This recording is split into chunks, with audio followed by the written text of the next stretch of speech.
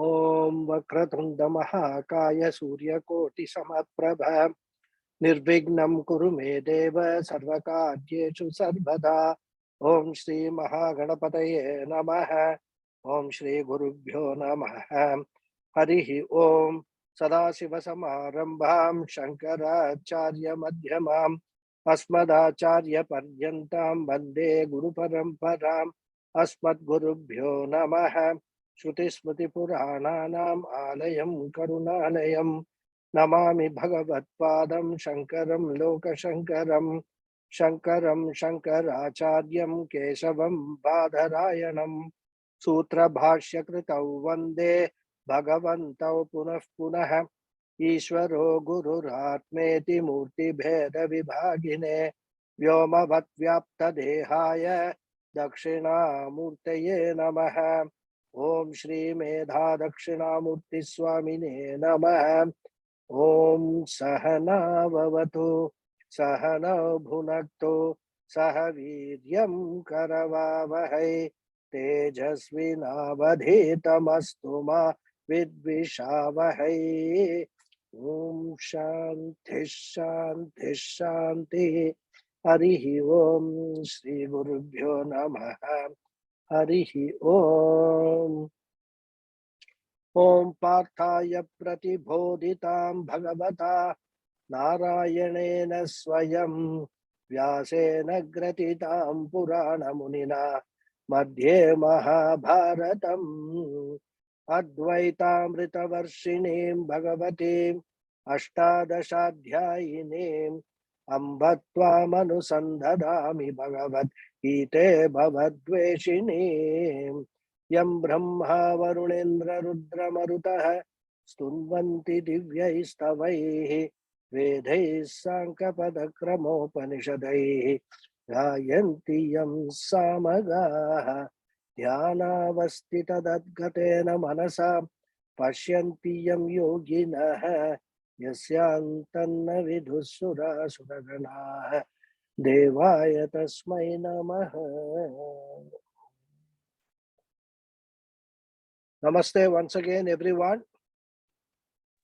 Namaste, Guruji. Namaste. Sukha dukhe, namaskaram.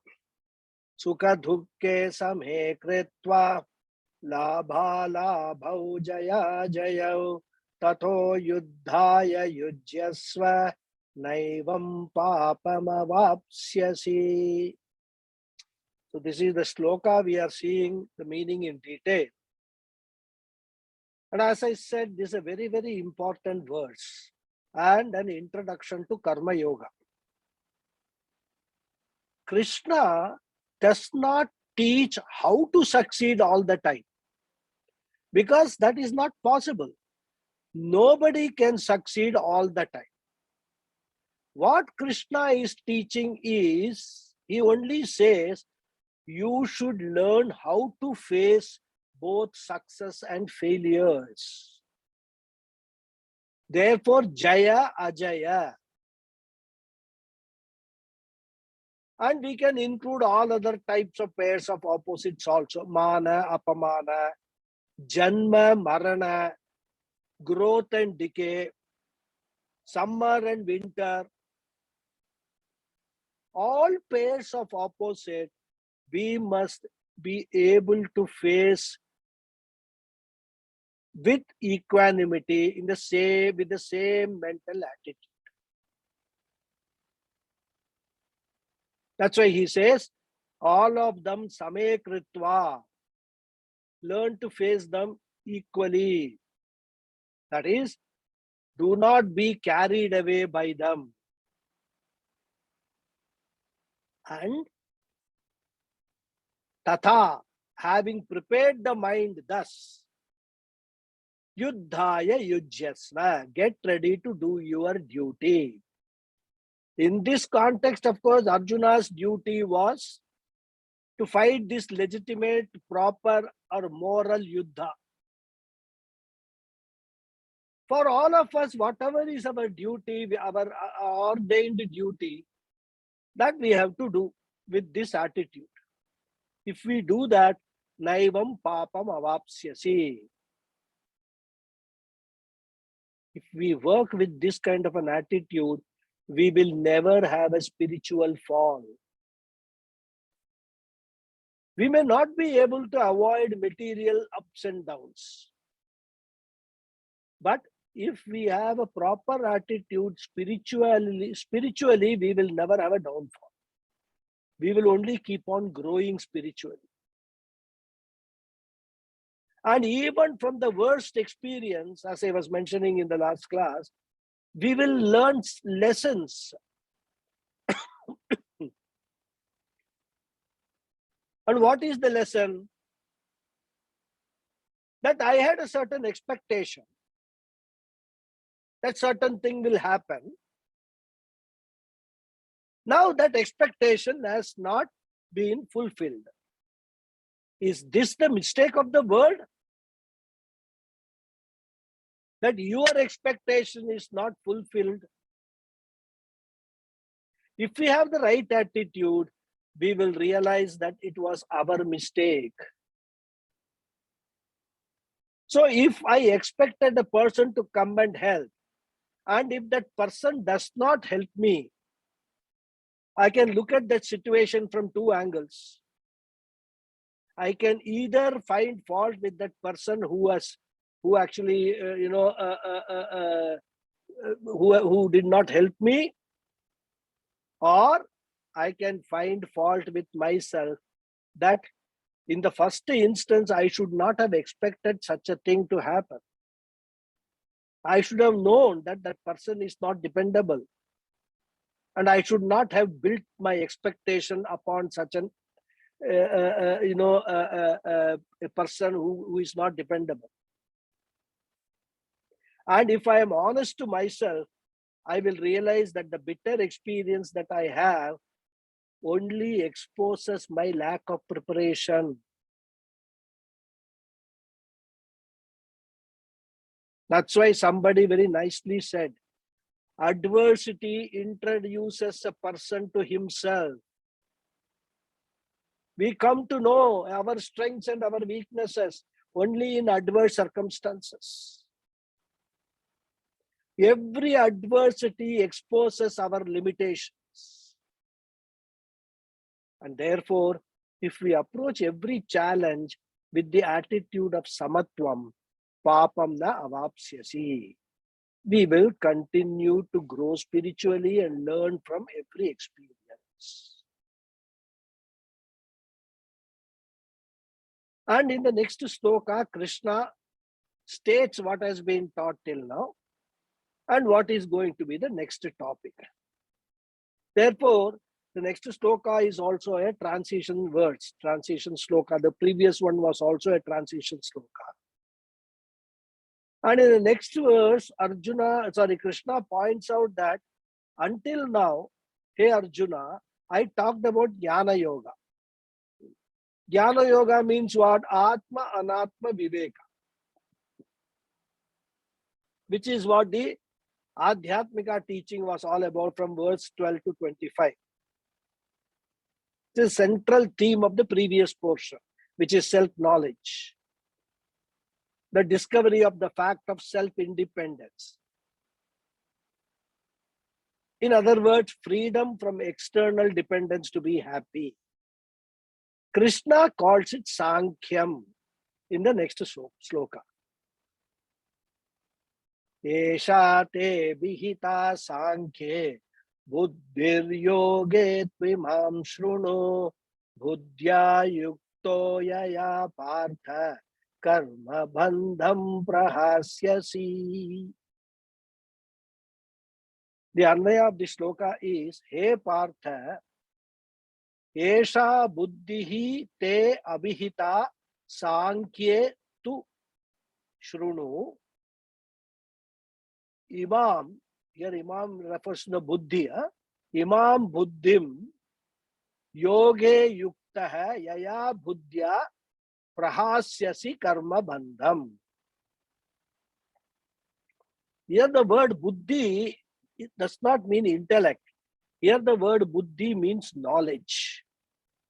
So, He Partha, O Arjuna, Esha buddhihi, this knowledge, te abhihita, imparted to you till now. Sankhya deals with Sankhya, Atma Anatma Viveka. Tu Shrunu, however, now you listen. Imam Buddhim, this following knowledge of the following teaching. Yoga, which deals with yoga. Yoga here means karma yoga. Yukta yaya buddhya, endowed with this knowledge.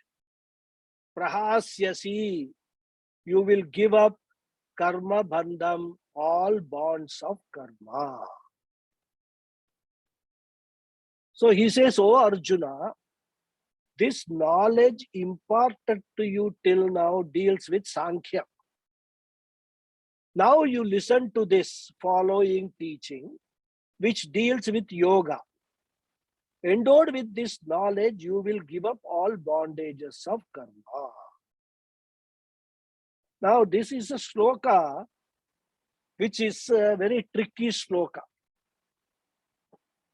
Because when we study Jnana, when we study the Upanishads, we get the knowledge that the bondage of samsara keeps occurring again and again and again because of the karmas which keep on accumulating, getting exhausted, carrying forward. So as long as the karmas are there, we will keep on getting rebirth. This is what we have learned. And the Upanishad also says that through self-knowledge, by acquiring self-knowledge, all the karmas are destroyed. This we have seen in Tattva Bodha also. How Sanchita karma is destroyed when one acquires the self-knowledge, assimilates that self-knowledge. How Agami karmas do not accumulate, and how Prarabdha karmas also get exhausted at the time of the Jnani's fall of the body. So, our understanding till now is that once you get the self-knowledge, Atma Jnanam, the karmas will be destroyed. But here Bhagavan Krishna is saying something different. He says, I am now going to teach you the knowledge of Karma Yoga, and endowed with this knowledge, you will give up all the bondage of karma. So this looks straight away like a contradiction in the Shastras. So we need to understand this sloka carefully. What is exactly Krishna trying to, what is the message of Krishna in this sloka? So as I said here, the word Sankhya means Atma. So Sankhya means equal to Atma. The word Sankhya also refers to the Upanishad. Samyak khyayate atma tattvam yasyam sa sankhya, which means what? Samyak khyayate, that which teaches, which makes us know very well, atma tattvam, the true nature of the self, that is Upanishad. So Sankhya means the truth which is revealed in the Upanishad. And what is the truth? The truth of myself, the Atma. So Sankhya means Atma, Buddhi means knowledge. As I said, Buddhi in this context means knowledge and not intellect. So Sankhya Buddhi means Atma Jnanam, the knowledge of the self. So Bhagavan is saying, hey Arjuna, I have given you self-knowledge till now. Now hereafter, I am going to give you another knowledge. What is that? Imam yoge buddhihi. this knowledge of yoga. I am going to deal with karma yoga. Shrunu, may you listen. So in this verse, Krishna makes the transition from Jnana Yoga topic to Karma Yoga topic. He is referring to what he has already gone by, what he has already taught, and now what is he going to teach, he says. Now the question is, why does Krishna introduce Karma Yoga topic here? It's only the second chapter of the Gita. And like we all say, Gita is a moksha sastra. And moksham can be there, one can attain moksha only through jnanam, which Krishna has already talked about. Now, what is the purpose? What is the use of introducing Karma Yoga? And earlier also, Krishna has said Jnana Yoga alone frees a person from sorrow. Isn't it? Na anushocanti pandita hai. That's the only remedy for sorrow or the disease, bhavaroga, what we call. Gatasu nagatasuscha nanushocanti pandita hai. So without self-knowledge, one cannot get out of grief. This point Krishna has already established. Therefore, if Jnana Yoga is the means for freedom or liberation, and Krishna has taught Jnana Yoga, that should have been the end of Gita. Or maximum, Krishna could have said, okay, this is a very, in a nutshell, I told you what is about Jnana, what is Jnana Yoga, which is the only instrument or the only means for liberation. Now, in the rest of the chapters, I will elaborate on this Jnana Yoga. That is what he should have been doing. Why should he teach Karma Yoga at all? Does it mean that Karma Yoga is another means of liberation? So Jnana Yoga is one means of liberation, but Karma Yoga is also there.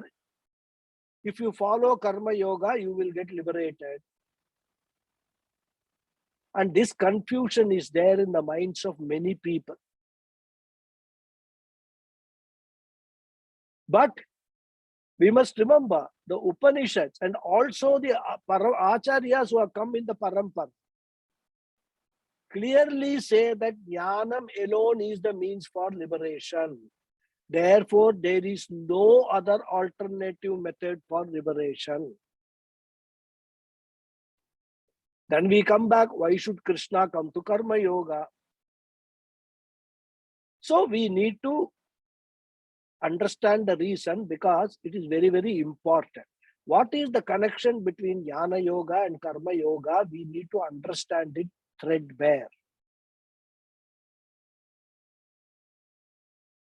Now, even though Jnana Yoga is the only means for liberation, everybody is not fit to enter into Jnana Yoga. Only an adhikari, the one who is sadhana chatushtaya sampanna, he alone can enter. In the sense, can enter means he alone will understand what Jnana Yoga is all about. So to undertake the study of Upanishads, it requires a certain preparation. Just like we have entrance exam for IIT or MBA, or now that any NEET, there's a lot of controversy going on for medical education, or for that matter, getting a seat in any US university. I mean, mostly many have their own entrance examinations. One has to pass that entrance examination, which is the qualification for getting a seat in that university. So similarly, one cannot enter Jnana Yoga without initial preparation. And now, from this verse onwards, Krishna is going to present Karma Yoga as the preparatory step, as a stepping stone to enter Jnana Yoga. Thus, the entire teaching is going to be follow Karma Yoga, which will be, of course, taught in the following verses.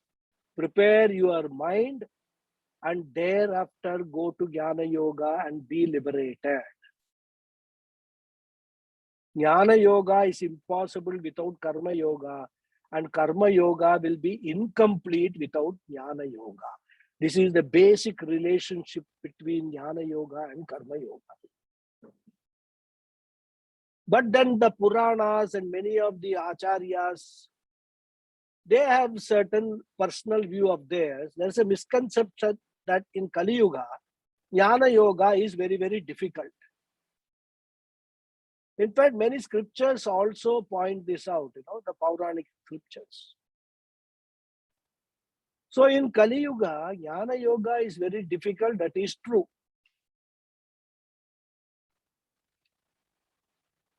And the reason also we know, in the Kali Yuga, people's focus, attention, and predominant occupation is with material achievements. And there is very little focus on understanding the real nature of the self, or for that matter, even the real nature of this entire cosmos. Therefore, what people say, since Jnana Yoga is difficult, let us try some other yoga. But what Krishna says is that you cannot, if Jnana Yoga is difficult, you cannot try some other yoga, because no other yoga can give you liberation. Jnana Yoga is the only method. Na anya pantha vidyate ayanaya. Purusha Suktam. So, if Jnana Yoga is difficult in Kali Yuga, what should we do? Instead of going in search for some other yoga, we must try to make Jnana Yoga easy. So we should find out the methods for making Jnana Yoga easier. And how can we do that? We can do that by preparing our mind for Jnana Yoga. And this preparation can be done through Karma Yoga. Therefore, Karma Yoga will make Jnana Yoga easier, so that we will begin to enjoy Jnana Yoga. No, it is like mathematics. We have seen that in the school also, among school children. For many people, most of the students, mathematics is an allergy. The moment you take the name of mathematics, they become depressed. But there are many other students for whom, as Swami Paramahansa says, mathematics is a halwa. They will just do, solve 100 out of 100, all maths. They love that subject. That means what? Mathematics by itself is neither easy or difficult. If my mind is prepared, it is easy. If it is not prepared, mathematics is difficult. Because the problem is not with mathematics, the problem is with my mind. Similarly, Jnana Yoga is neither easy nor difficult. We have had these discussions, Jnana Yoga, nothing, we are going under our head and all. That's because if we have to understand about the self, about what the Upanishads teach, it all depends upon what type of mind we have.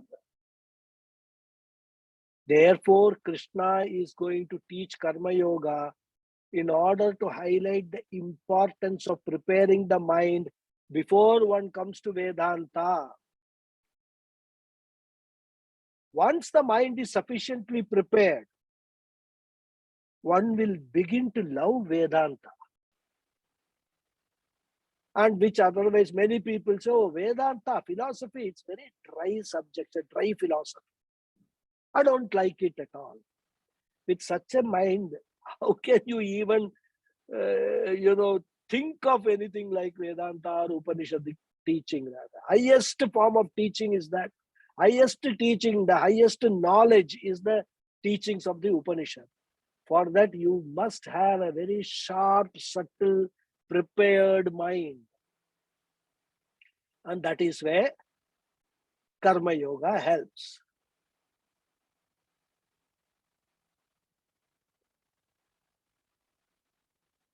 And a prepared mind will find Vedanta as the most relevant teaching in the world, the most enjoyable teaching in the world. And therefore, to reach that stage of preparation of the mind, Karma Yoga needs to be followed. And therefore, he says, Yoge, Karma Yoge, Imam. Imam means this, Shrunu. This teaching may you listen to. And what will be the benefit? Buddhya yuktaha. Once you learn this science of Karma Yoga, not only learn, but also practice this Karma Yoga, Karma Bandham Prahasi. You will destroy all your shackles born out of karma. Karma Bandham Prahasyasi. You will attain liberation. Liberation means what? Freedom from all kinds of emotional problems, anxiety, fear, depression, worry, etc. Which we have seen are called collectively samsara. So liberation from the bondage of samsara. So basically, whenever we talk of moksha or liberation, one thing we need to understand, liberation means what? It means enjoying a wonderful mind. A mind which is free from all types of emotional shackles. A mind which is free from sorrow and grief. A mind which is in the state of superlative happiness always. That is the definition of moksha. And that moksha, he says, you will attain if you practice this karma yoga. So this is how Krishna introduces the topic of karma yoga. If, of course, later slokas he will elaborate now. So we now need to take a step back before we go into the detailed discussion of karma yoga. As I said, we need to briefly understand the reason why Krishna concluded this topic of Sankhya Yoga or Vedanta and started the Karma Yoga topic. The main reason is that there are two Shastras within the Gita Shastra. The Karma Shastra and the Moksha Shastra. Moksha Shastra is Vedanta, and the Gita can be considered as Moksha Shastra. Karma Shastra covers the entire Karma Kanda, which discusses the various rituals, karmas, or means or sadhanas to gain various ends. As we have seen, ends mean the sadhyas. The sadhanas which help us in attaining the sadhya. Karma Kanda is also Veda, as we know. But karma is the subject matter. Subject matter of Moksha Shastra is knowledge. So Gita covers both these. That is why it is supposed to be the nectar, which is it's the essence of the Vedas. Both sides of Vedas Gita covers.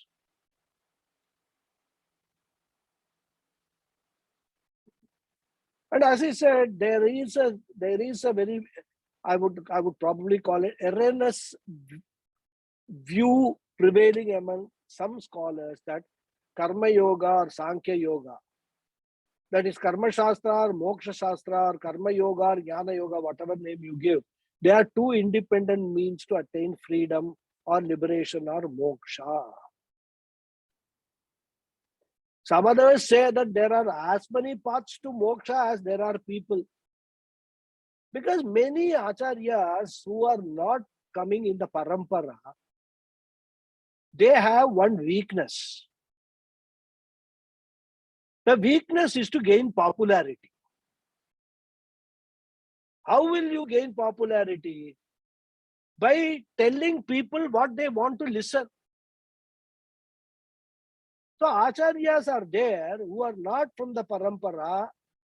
They will tell people all those nice words which people want to listen.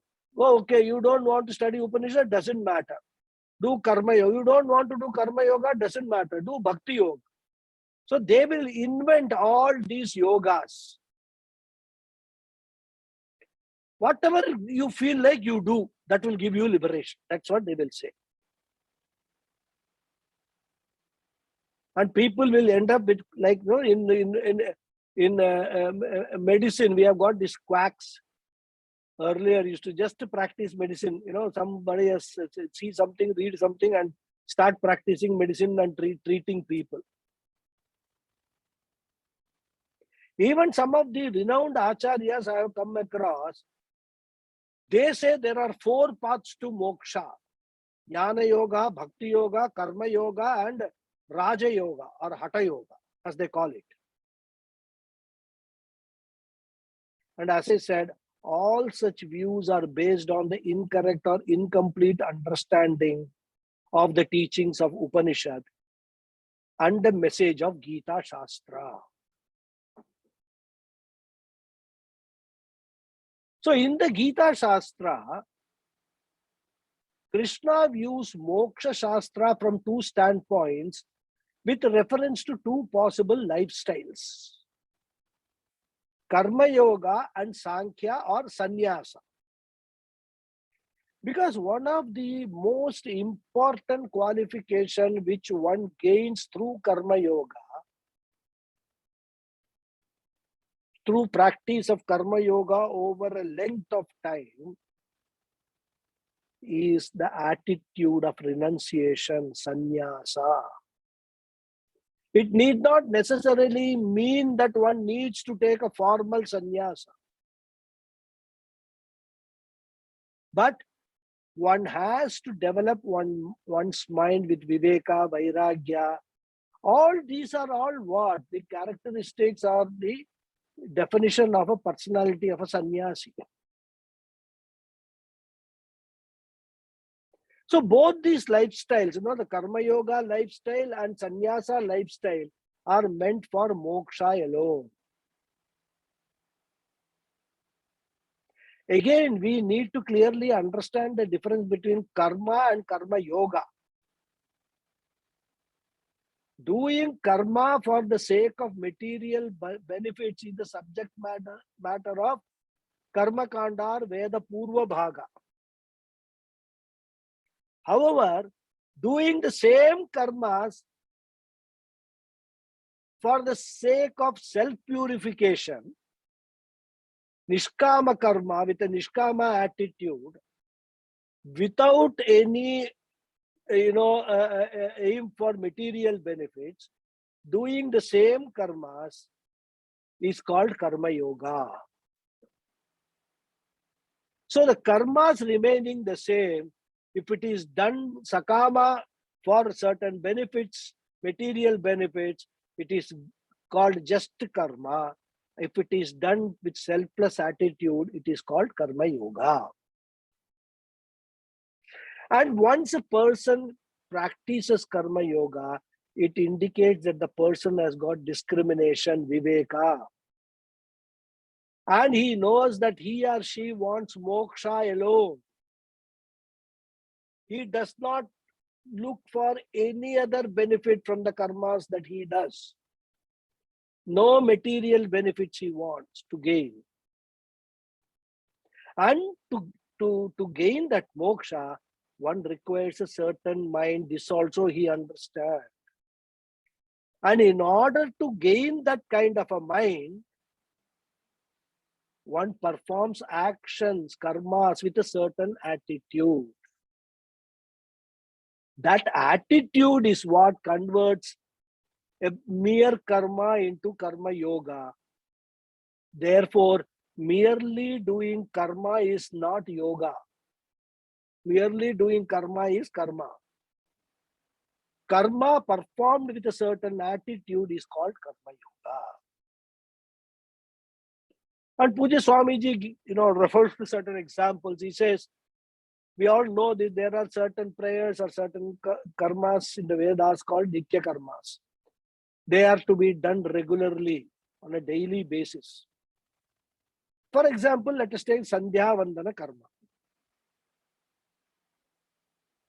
We all know Sandhya refers to 3 times of the day when the prayer, that is the salutation, Sandhya Vandanam, is to be performed. In the morning as the sun rises, at noon, and also in the evening as the sun sets. The literal meaning of Sandhya, of course, is a time when 2 periods of time join or meet. For the Pratha Sandhya, morning Sandhya, it indicates the time when the day has not yet begun, because the sun is not yet risen, it is about to rise. But the night has already been rolled away. Another Sandhya is when the sun has already set, but the night has not yet come, twilight stage. Third Sandhya, of course, is the middle, exactly at noon, neither forenoon nor afternoon. So these Nitya karmas can be done for the sake of some result later or for the sake of purifying the mind. Antakarana Shuddhi is what is called.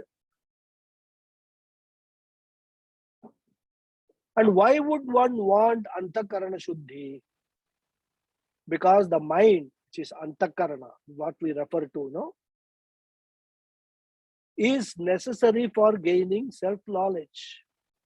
The knowledge takes place in the Antakarana only, where mind is involved, intellect is involved, Chittam is involved, Ahankara is also involved. Therefore, karma is performed as an indirect means for moksha to prepare the mind for gaining the knowledge. And when the prayer is done for Antakarana Shuddhi, the person has no other result in mind. Narayana Prityartham or Parameshwara Prityartham, the karmas are done. He asks only that the Lord be pleased with the karma and bless him or her with a purified mind.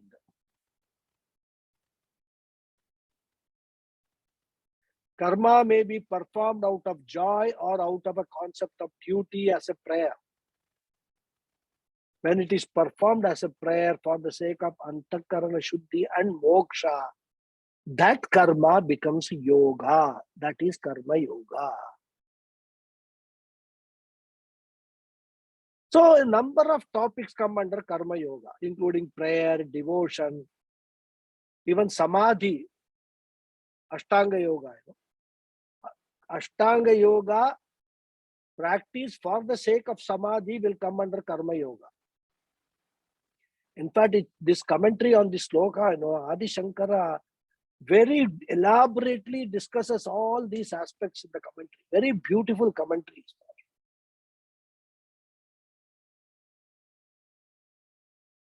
So this verse itself reveals that there is a difference or a division between 2 subject matters, Sankhya and Karma Yoga.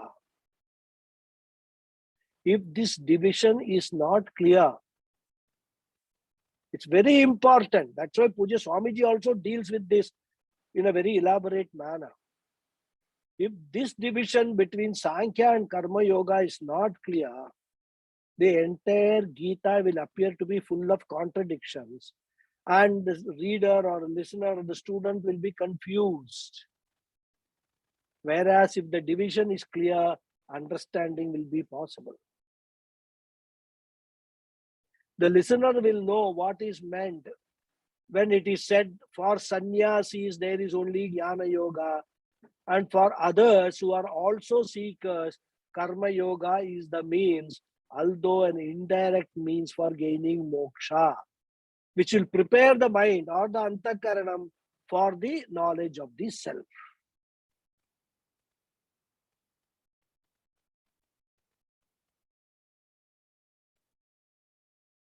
So the subject matter of the Sankhya, which is a discriminative presentation of what is real and what is not real. In Sankhya Yoga, every step of unfoldment is based on discrimination. Atma, Anatma, Viveka. For example, the body is Deha, subject to death. Whereas the one who dwells in the body, Dehi, is not. And so on. We have to understand this difference between not only with the respect to the self, but with the reference to the Jagat and with the reference to the Ishvara also. And this discrimination is presented because people usually think that when the Deha is destroyed, the Dehi is also destroyed. In fact, many people don't even know that there is a Deha and a Dehi. That's the first stage of ignorance. But even if you know there is a Deha and Dehi, many people believe that once the body is destroyed, the Atma is also destroyed. So, when one is not mistaken for the other, that is, the Deha is not mistaken for the Dehi, there is discrimination. And it is this knowledge that has been given with reference to the reality of the Atma. And that is why Krishna says, Sankhye yesha buddhihi maya abhihita tubhyam. So far, whatever I have taught you, maya abhihita, taught by me, tubhyam, to you, yesha buddhihi sankhye, is with reference to Sankhya, is the knowledge of what is called Sankhya. Now, let us just dwell a little more into this liberation or freedom or moksha. Whenever we talk of liberation, we have covered these topics earlier also, in here and there. But this is a context where we need to recall some of the learnings.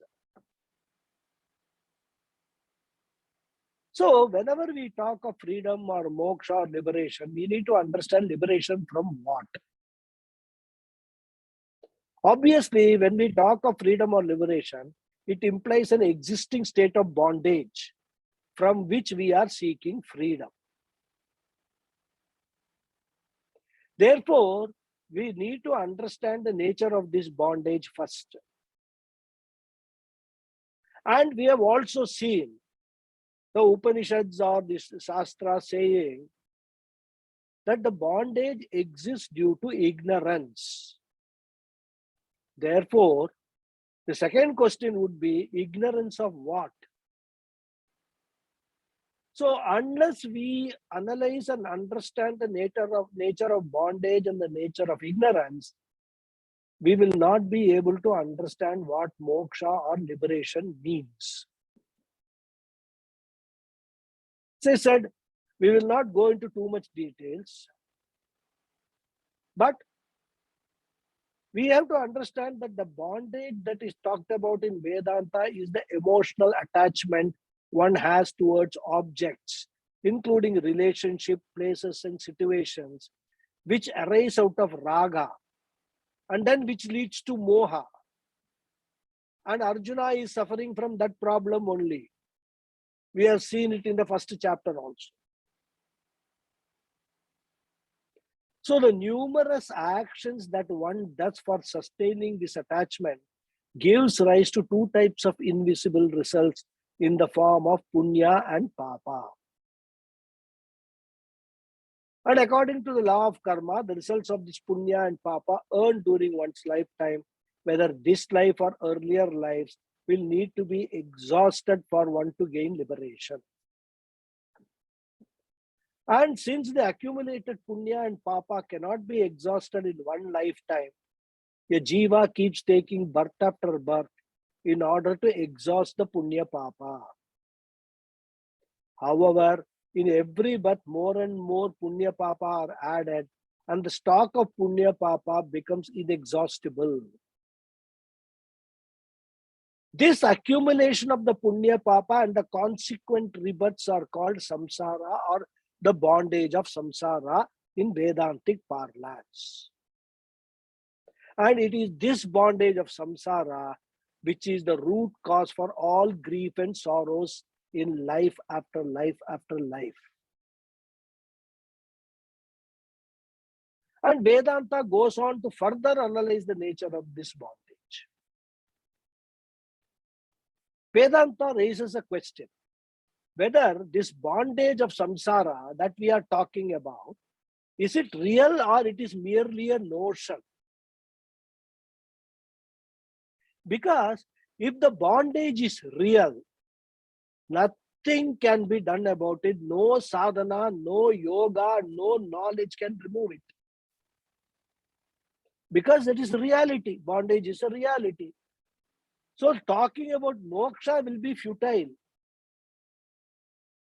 But Upanishad says that the bondage can be got rid of through knowledge. There is a Shastra Pramanam for getting rid of bondage. And it also says once we wade across the samsara sagara, what lies at the other shore, other end is limitless ananda. What does that mean? That means that we will cross the ocean of sorrow with the help of knowledge. And what is this knowledge? What is the nature of this knowledge? Upanishad says, Shokam tarati atmavid, the one who knows his real self, his true self, is atmavid. Atma veti iti atmavid, the one who knows his self. So the only way for moksha, the only path to limitless ananda is jnanam or knowledge of the self. And what does this knowledge do? Obviously, every knowledge removes ignorance. So this knowledge also removes ignorance. Knowledge is the cause for removal of ignorance. It cannot do anything else. And since ignorance itself is the problem, it being the cause for the false pursuits and sorrow, that is samsara.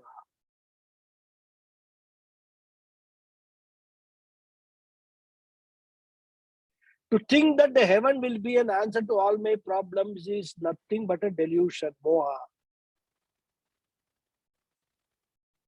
Moha is that type of thinking that sorrow can be removed by reaching somewhere. Like somebody is suffering in India, he feels if I go to the US and find a job there, all my problems will be over. Once he comes here only, he will know what new problems are there for him. This is the moha all of us actually keep on suffering. If I gain this, this will be done. This will be, my problem will be solved. If I acquire this, my problems will be solved. No acquisition, no gaining, no reaching any place can lead to moksha, because all these arise out of ignorance, moha, delusion. And it is this delusion which makes us run around in search of happiness. So the knowledge of the reality of the Atma removes this ignorance, and therefore it is the direct cause for moksha.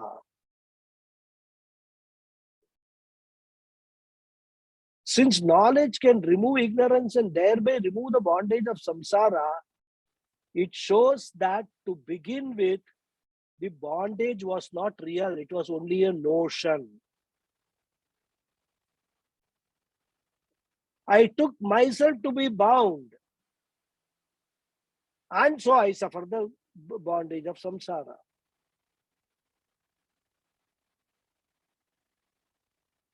And because of the ignorance of our true nature, our true self, we continue to entertain this notion, taking ourselves to be limited human beings whose lot is to suffer and grieve throughout our life. Of course, in between, we engage ourselves in certain pursuits which we believe will give us happiness, but that happiness is also short-lived.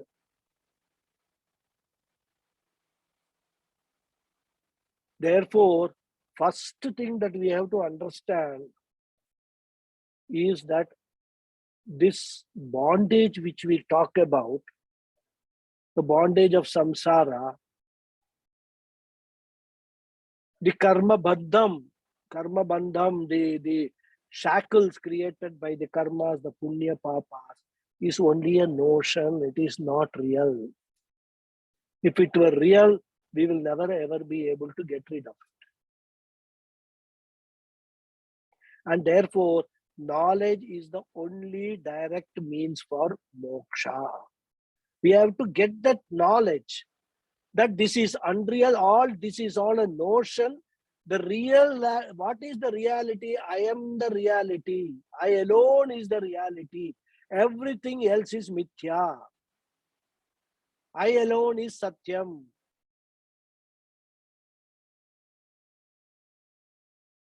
So, if the knowledge of this jnanam is the direct means for moksha, then what can karma yoga do?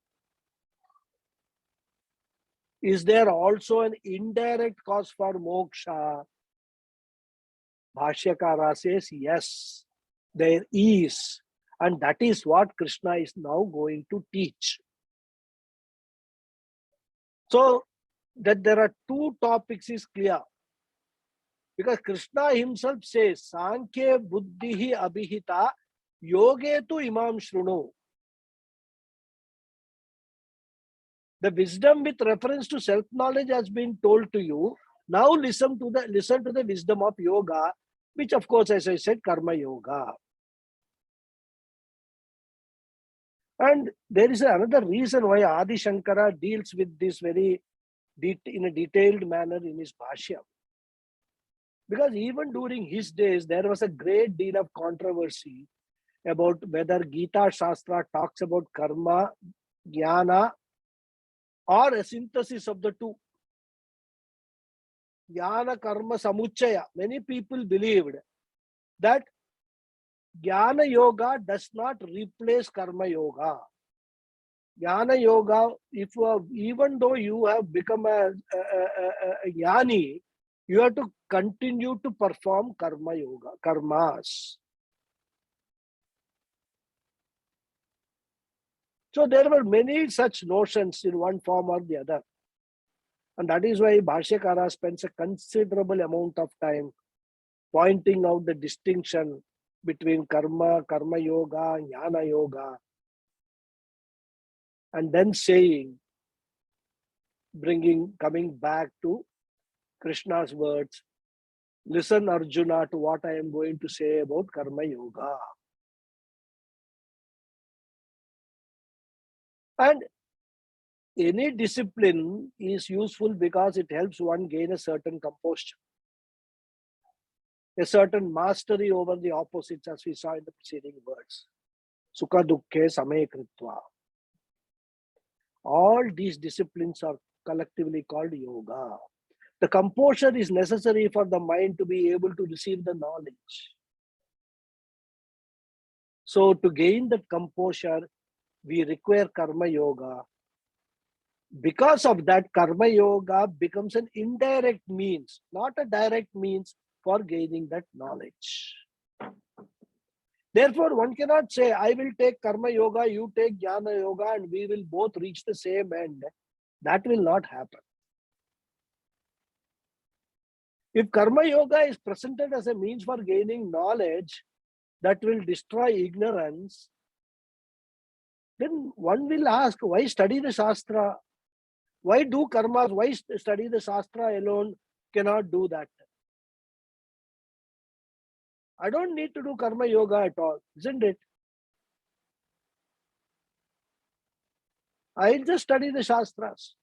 That is what many of us even do right now without understanding the connection between karma yoga and jnana yoga. We think that by listening to some lectures, by reading some Vedantic books and all that, we are going to get moksha. It will never happen. You will be wasting your time and also Acharya's time. In fact, you will get into more and more of delusion, thinking that by reading them, you will get moksha.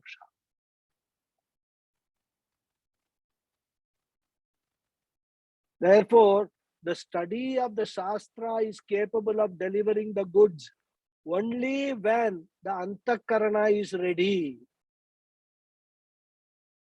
Therefore, preparing the Antakarana is what is meant by Karma Yoga, and that is what is going to be discussed here.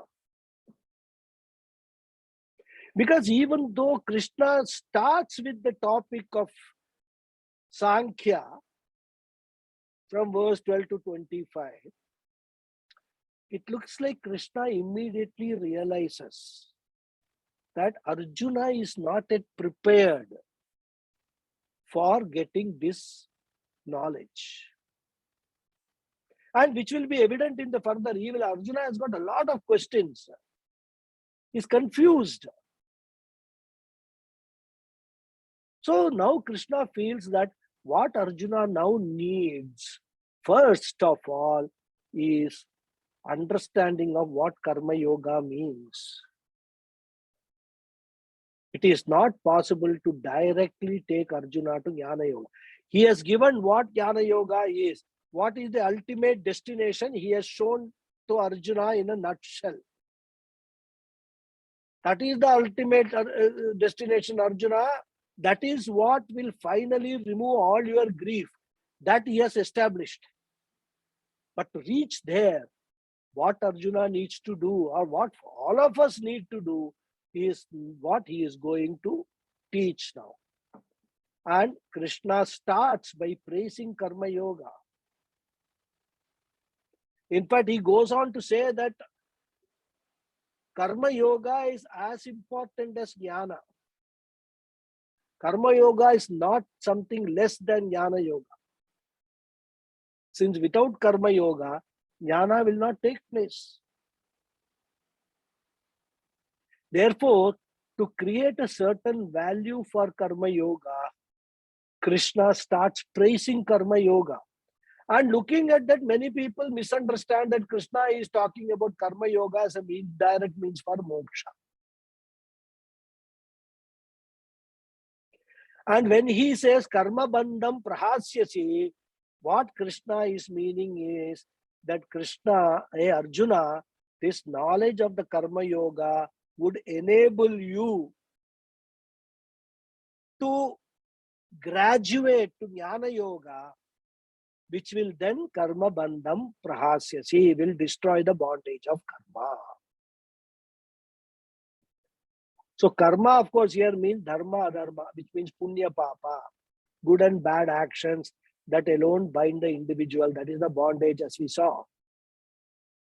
Therefore, it is called karma bandha, the bondage of karma.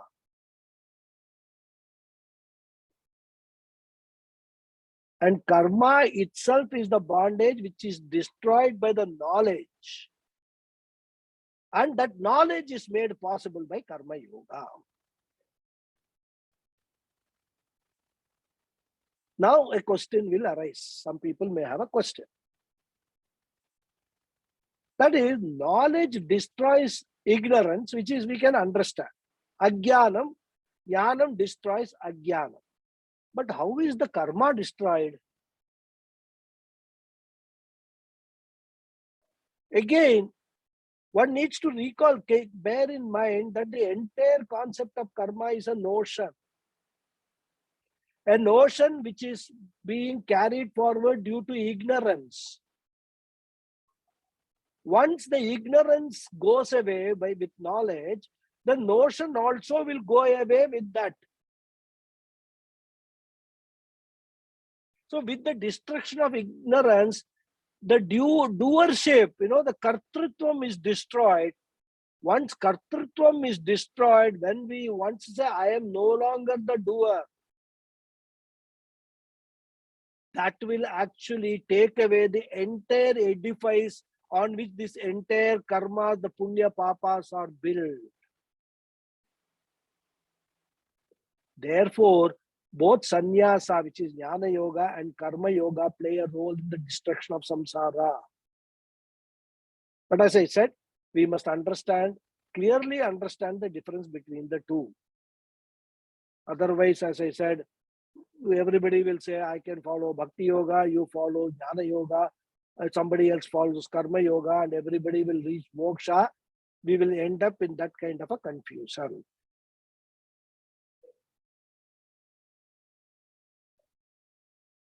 And addressing this lack of clarity and understanding, Adi Shankara says that because of the grace of Ishvara, you will find yourself a purified mind.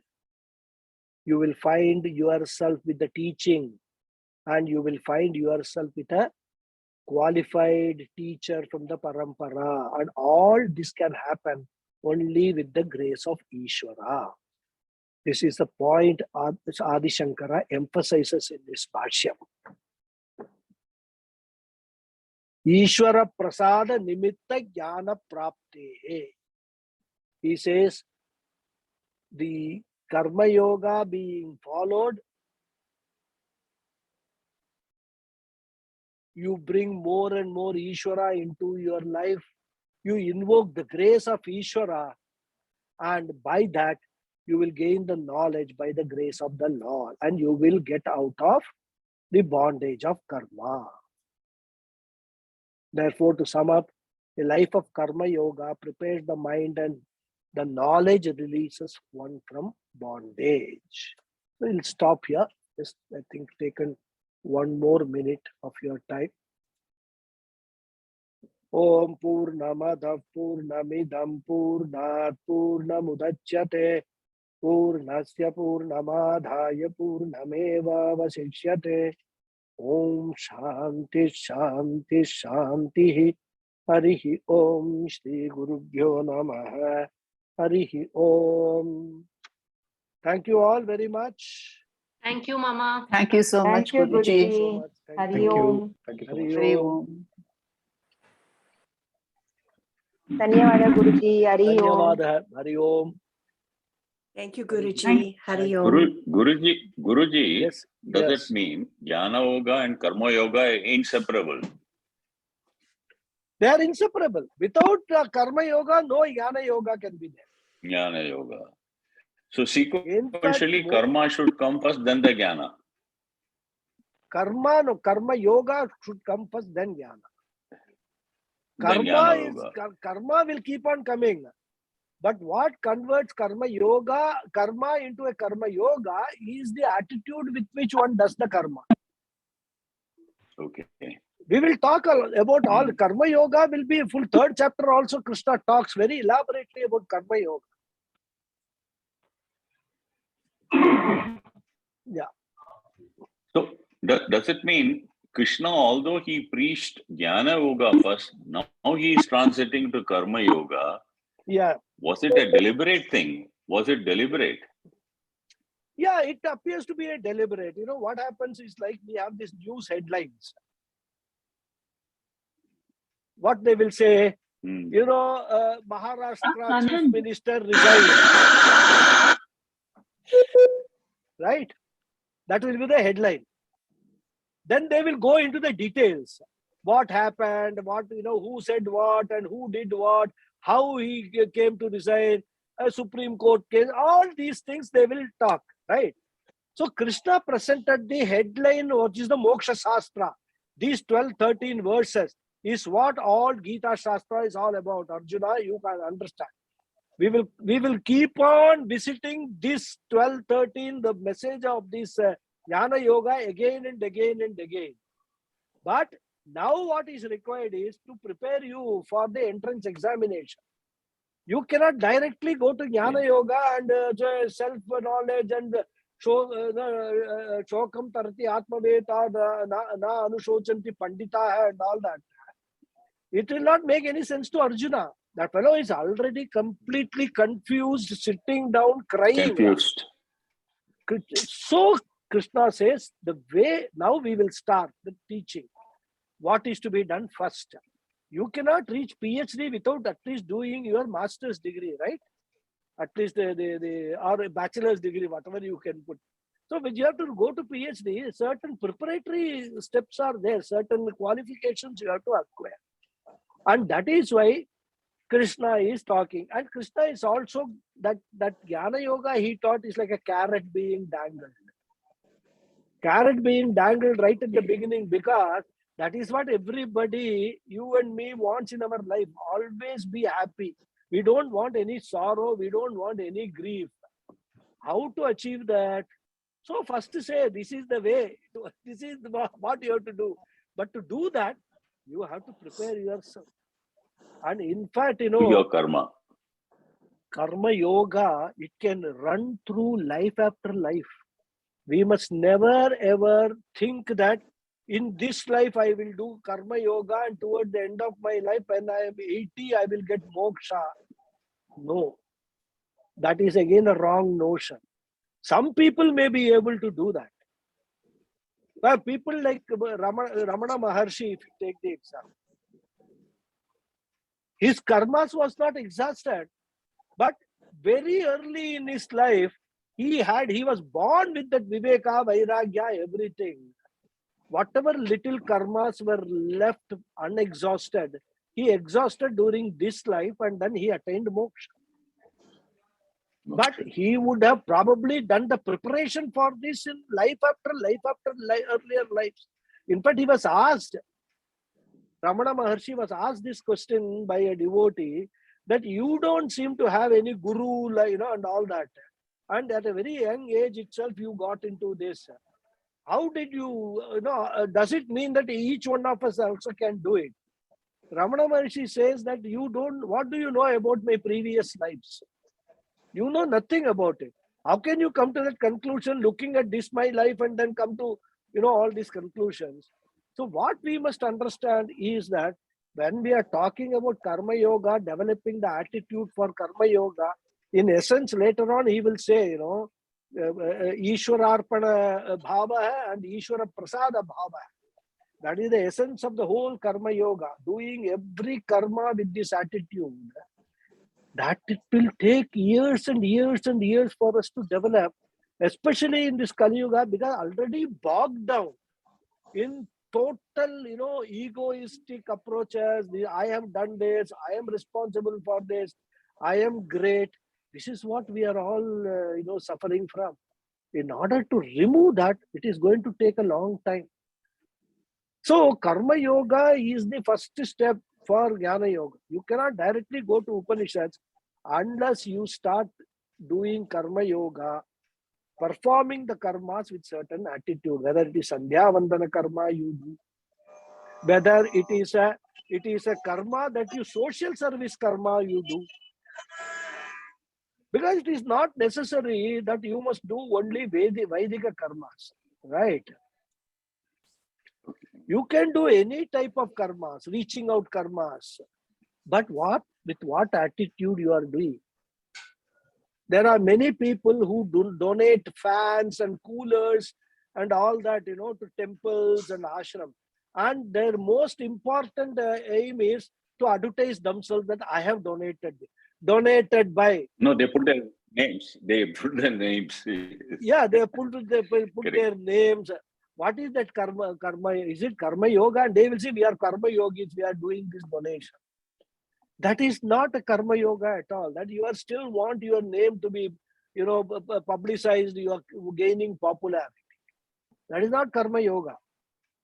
So karma yoga is totally selflessness. Whatever you do. So that is the preparatory stage for this entire. And there is no better Shastra than Gita Shastra, which brings out all these things in one place. That is why Gita for us is the most, I would say, very most important text. You study Gita, you are done with it. If you understand Gita, there is no need to go to Upanishads also. That is the beauty of Bhagavad Gita. Any other question? Thank you.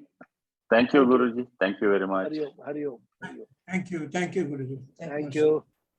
Thank you. Thank you, Guruji. Thank Thank you. you. Namaste, Guruji.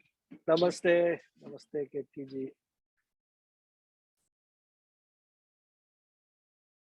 Yes, you have a question? Yes, unmuted. Vijaya ji. I can't hear you. Unmute. You should unmute. Can't hear.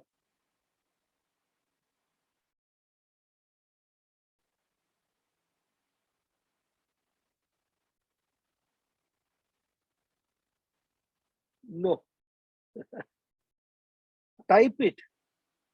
Chat box. Now try. Now unmute. Now try to unmute. Wait, let me try to unmute you. Let me see.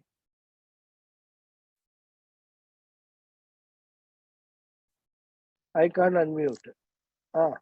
Yeah. Now can you hear me? Yeah, I can now hear Guruji? you. Yeah. Yeah. Tell me. Uh, Oh, again. 1 gone. minute. Ah. It's gone. 1 minute. I have some problems, issues here. 1 minute. I'll just Okay. see. But I can hear you. Yeah, I didn't have any questions, but I had only one question, which I thought, how do you, the doership thing, you should not have it. No, how to destroy the doership? That was only going on in my mind. How do you do that? That is the only question I It had. won't happen overnight. It has to be practiced over a long period of time. So that attitude one has to develop, that I am doing, that we cannot be, when you are doing something, you cannot get rid of the attitude that I am doing, right? So the Shastras give a solution for that. I am doing this not for my sake, but for the sake of Ishvara. I do every kayena vacha manasa indriyarva buddhyatmanavat prakrite suvavat karomi yatyat sagalam parasmai Sriman Narayanayedi samarpayami. So whatever I do, we have to start developing this attitude. Whatever I am doing, all my actions, I am giving up unto the Lord. I am not doing anything with an attitude that I should get something out of it. I am doing with that attitude of submitting all my actions unto the Lord. Then if Lord pleases, whatever he gives me as prasada for that, I will accept. That's all. So that attitude has to be developed in everything that we do. Even the laukika thing that we do, we have to develop that attitude. And one of the best ways which I have found is keep on taking Bhagavan's name, Narayana, Krishna, Rama. Every time we do, when we sit, say Narayana, when we stand up, say Narayana. You have to keep on bringing more and more. Your mind should be filled with the thought of Ishvara. Then automatically, when you are sitting, you will say, I am devoted. I am sitting, I am giving up to Narayana. Standing, I am giving up to Narayana, or Ishvara, or Rama, whatever Bhagavan's name you can take. It has to be developed over time. To develop this, then we need that antakarna shuddhi through bhakti yoga. That is bhakti, bhakti, there is nothing called bhakti yoga. See, bhakti is throughout. Whether you are just doing devotion, you are a devotee, right? Only doing bhakti for sake of personal benefits. That also is bhakti. When you do karma yoga, selfless, that is also bhakti.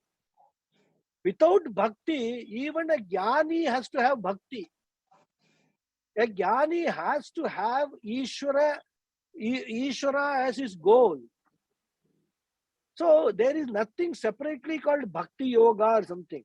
Bhakti is the thread, like in a garland, We may have different kinds of flowers, but all the flowers are actually tied together by a thread.